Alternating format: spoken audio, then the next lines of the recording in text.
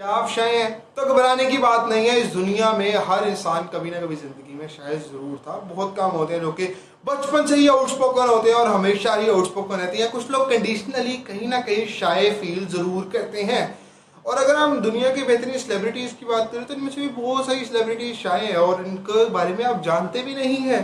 इनके बारे में आप जानते भी नहीं, क्योंकि फैक्ट ये है कि जो कैमरे में दिखता है वैसी रियलिटी होती नहीं है। अगर आप गूगल करेंगे तो आपको मालूम पड़ जाएगा कौन कौन सी सेलिब्रिटीज़ है इस वक्त जो कि आपकी ये हो सकता है फेवरेट सेलिब्रिटी हो और वो भी शाइनेस का शिकार हो। आप गूगल करेंगे आपको मालूम पड़ जाएगा। इसके बाद बात करते हैं कि दुनिया के बेहतरीन स्पीकर्स भी कभी ना कभी शाये थे। स्पीकर और शाये पॉसिबिलिटी मैं नहीं मानता, मान जाओगे यार। दुनिया का बेहतरीन स्पीकर कौन सा था पिछली सदी का? नहीं याद आ रहा? हाँ मैं बता देता हूँ यार। Sir Winston Churchill British prime minister अपने दौर के बेहतरीन स्पीकर थे, बल्कि अपनी सदी का बेहतरीन स्पीकर भी उन्हें कहा जाता है। वो कहते हैं कि जिस वक्त तो पहली बार स्पीच करने गए ना स्टेज पे, तो उनके सामने ब्लैकआउट हो गया तकरीबन, वो सब कुछ भूल गए और वो बस स्टेज से भागना चाहते तुर के भागे। और उसके बाद उन्होंने डिसाइड किया कि कभी स्टेज पे दोबारा नहीं आएंगे। बट उसके बाद उन्होंने उस शाइनेस को ख़त्म किया और ख़त्म करके तारीख में एक बेहतरीन स्पीकर के तौर पे अपना नाम हमेशा के लिए छोड़ दिया। यानी कहने का मकसद ये है, अगर वो सब लोग शाइनेस को ख़त्म कर सकते हैं ना, तो आप भी शाइनेस को ख़त्म कर सकते हैं। रीज़न बात करें ना जिसकी वजह से एक इंसान शाय बनता है, तो वो ये है कि एक उसके अंदर खौफ होता है और दूसरा उसके अंदर कॉन्फिडेंस नहीं होता। और आज के इस वीडियो में इन्हीं दो चीज़ों का मुखार कर बाहर फेंकेंगे। 5 प्रैक्टिकल टिप्स बताऊंगा और अमल करने के बाद आप हमेशा के लिए फुल कॉन्फिडेंस बनने वाले हैं। तो आइए वक्त जाए कि बिना बढ़ते हैं सीधा वीडियो की जानिब।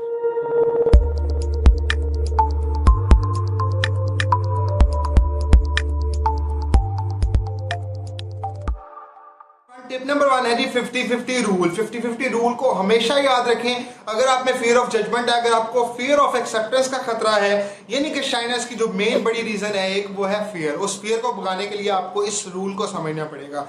ये रूल ये कहता है कि आप जितना भी प्रिपेयर्ड हो, जो कुछ मर्जी कर ले, जितनी मर्जी इफेक्टिव कम्युनिकेशन करें, बट उस कम्युनिकेशन का सिर्फ 50% ही आपके कंट्रोल में होता है, जो कि आपने बोलना होता है। अब उस 50% के बोलने के बाद अगले बंदे पे डिपेंड करता है कि वो उसमें से कितना एक्सेप्ट करता है, कितना उसको कबूल करता है, कितनी बात उसकी वैल्यू सिस्टम से टकराती नहीं है, कितनी बात उसकी वैल्यू सिस्टम पे हिट नहीं करती और उसको वो आसानी से एक्सेप्ट कर लेता है। यानी आप जितनी भी तैयारी कर लें, आप जो कुछ भी कर लें, दुनिया की सबसे बड़ी रियलिटी ये है कि आप सिर्फ 50% कंट्रीब्यूट कर सकते हैं। फॉर एग्जाम्पल ये मेरे इख्तियार में है, मैं कौन से अल्फाज सुनता हूँ, कौन सा कंटेंट बनाता हूँ, लेकिन उस कंटेंट से मीनिंग क्या अखज़ करते हैं ये आपके इख्तियार में है। ये 50% आपके कंट्रोल में। मेरे हाथ में जितनी भी मेहनत है वो सिर्फ 50% है। और 50% किसके हाथ में है? आपके हाथ में, जो कि मुझे सुन रहे हैं। सो जब भी कन्वर्सेशन करने जाएं तो एक चीज याद रखिएगा कि आप अपना 50% ही दे सकते हैं और 50% अगले बंदे पे डिपेंड करता है। जब अगले बंदे पे 50% डिपेंडेंट है तो वो आपको एक्सेप्ट भी करेगा, कई दफा रिजेक्ट भी करेगा, कई दफा आपको कबूल कर भी लेगा, कई दफा आपको जज करेगा, कई दफा आपको जज नहीं करेगा। सो इस फियर से बाहर निकलने का सबसे बेहतरीन तरीका ये है कि इस 50-50 रूल को समझा जाए। और इसके बाद बात करते हैं सेकंड टिप की। सेकंड टिप क्या है जिसकी वजह से आप अंडर कॉन्फिडेंट होते हैं? अंडर कॉन्फिडेंट, देखिए आप एग्जाम देने जाएं और आपने पढ़ा ना हो तो आप कॉन्फिडेंट होंगे या अंडर कॉन्फिडेंट होंगे? डेफिनेट सी बात है कि आप अंडर कॉन्फिडेंट होंगे, बिकॉज आपने प्रिपरेशन नहीं की हुई। तो आप शाय किस वजह से है, आप में कॉन्फिडेंस किस वजह से नहीं है? उसकी सबसे बड़ी रीजन ये है कि आपकी तैयारी नहीं है। आपको मालूम नहीं है कि कन्वर्सेशन स्टार्ट हो जाएगी तो उसमें मैं क्या कंट्रीब्यूट करूंगा, मैं क्या ऐसी बात करूंगा जिससे लोग इंस्पायर होंगे, जिससे लोग इंपैक्ट होंगे, जिससे लोगों के नज़र में मेरी वैल्यू इंक्रीज होगी। तो उसके लिए आपको प्रिपरेशन करनी है, तैयारी करनी। अभी तैयारी ये नहीं है कि आप किताबें खोलने लग पड़े, किताबें पढ़ने लग पड़े। तैयारी ये है कि आपको मालूम हो कि आपके इर्द गिर्द क्या हो रहा है। फॉर एग्जाम्पल आज अभी कोरोना की सिचुएशन है तो आपको मालूम है लॉकडाउन में क्या हो रहा है, कोरोना में क्या हो रहा है, किस तरह के आपके इर्द गिर्द के हालात हैं। जब आपके इर्द गिर्द के हालात क्या, ट्रेंड्स क्या जा रहे हैं, टॉपिक्स क्या जा रहे हैं, आपको उनके बारे में थोड़ी बहुत नॉलेज होगी ना, तो आप कहीं पे भी बड़ी आसानी से बात कर सकेंगे। और जब आप बात करेंगे तो एक्चुअली आप एक एजुकेटेड पर्सन का रोल अदा करेंगे, आप एक ऐसे पर्सन का रोल अदा करेंगे जिसके पास इंफॉर्मेशन, जिसको मालूमात है। और जब आपके पास मालूमात होंगी तो आप में कॉन्फिडेंस आएगा, आप बोलेंगे। और जब आप बोलेंगे तो नेक्स्ट पर्सन आपकी बात बड़ी आसानी से सुनेगा भी और एक्सेप्ट भी करेगा। सो सेकंड रूल क्या है जी? प्रिपरेशन।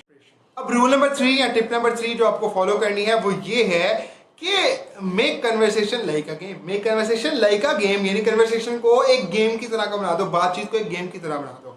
देखिए अगर आपकी फेवरेट गेम क्रिकेट है फॉर एग्जांपल, तो आप क्रिकेट में या बैट्समैन का रोल प्ले करते होंगे या बॉलर का रोल प्ले करते होंगे। तो जब भी आप क्रिकेट खेलने जाते हैं, जब भी आप बारी लेने जाते हैं, अगर आप बैट्समैन हैं तो आप बारी लेने जाते हैं, तो बारी लेने जाते हैं तो एक बॉल पे, पहली बॉल पे आउट होने के कितने चांसेस हैं, मतलब चांसेस आर देयर कि आप यहाँ आउट हो सकते हैं, आप यहाँ छक्का मार सकते हैं, चौका मार सकते हैं, सिंगल या डबल, मतलब कुछ भी हो सकता है उस बॉल पे, हो सकता है। बट फिर भी आपके माइंड में क्या होता है, आपका माइंड में ये होता है कि मैं इसमें मैक्सिमम स्कोर करूंगा, माइंड में क्या होता है, मैं इसमें मैक्सिमम स्कोर करूंगा।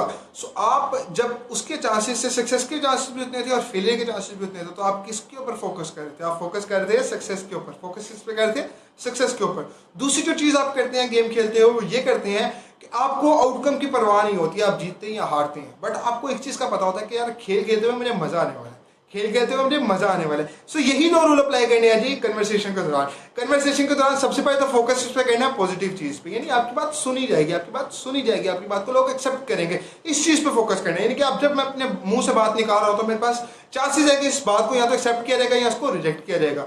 तो मुझे क्या करना चाहिए, मुझे फोकस किस पे करना चाहिए, एक्सेप्टेंस के ऊपर। किस पे फोकस करना चाहिए, एक्सेप्टेंस के ऊपर। जिस तरह से आपने फोकस किया, जिस तरह से मैंने फोकस किया क्रिकेट खेलते हुए, किस बात पे कि मैंने इस बॉल पे बाउंड्री करनी है, हिट करनी है, इस पे मैक्सिमम स्कोर करना है, इसी तरह आपको फोकस किस पे करना है जी, पॉजिटिव चीज पे। सबसे पहली चीज तो ये है। सो दूसरा रूल क्या था जिसकी हमने जो क्रिकेट में से सीखा था, वो ये था कि गेम को हमेशा खेलते हुए आपको मजा आता है, आप इंजॉय करते हैं। सो जब भी कन्वर्सेशन करने जाए तो एक माइंड में चीज रखिएगा, आप बेशक जीते कन्वर्सेशन में, बेशक हारें, बट आप उसमें से सीखेंगे बहुत कुछ, आप उसमें से एंजॉय बहुत करेंगे, आप उस टाइम को मजे में स्पेंड करेंगे। सो ये दो रूल आपको सीखने हैं किससे जी, गेम से। कन्वर्सेशन को एक गेम की तरह खेलो, इससे आपके शाइनेस भी खत्म होगी और आप में कॉन्फिडेंस भी यहाँ से यहाँ तक चला जाएगा। टिप नंबर 4 या रूल नंबर 4 ये है कि अपने एटीट्यूड को अर्निंग एटीट्यूड से लर्निंग एटीट्यूड की तरफ दिखा दें। अर्निंग एटीट्यूड से लर्निंग एटीट्यूड की तरफ दिखा दें, यानी कि अगर आप एक कन्वर्सेशन करने जा रहे हैं तो उस कन्वर्सेशन में आपका गोल क्या होगा, आपको उस बंदे से दोस्ती करनी है, या आपको उसको अपना लॉन्ग लास्टिंग उसको पार्टनर बनाना है किसी चीज में, या आपको किसी और मामला में कन्वर्सेशन करनी है। आपके कुछ ना कुछ कन्वर्सेशन में कोई ना कोई गोल्स होते हैं। सो आप अगर उस अपने आप को उस गोल ओरिएंटेड से निकाल कर, उस गोल से बाहर निकाल कर अपने आप को लर्निंग फेज में डाल दें, यानी कि कन्वर्सेशन का जो भी नतीजा निकलेगा उससे बिला खबर मुझे इससे सीखने का मौका मिलेगा, मैं उससे कुछ ना कुछ सीख के जाऊंगा।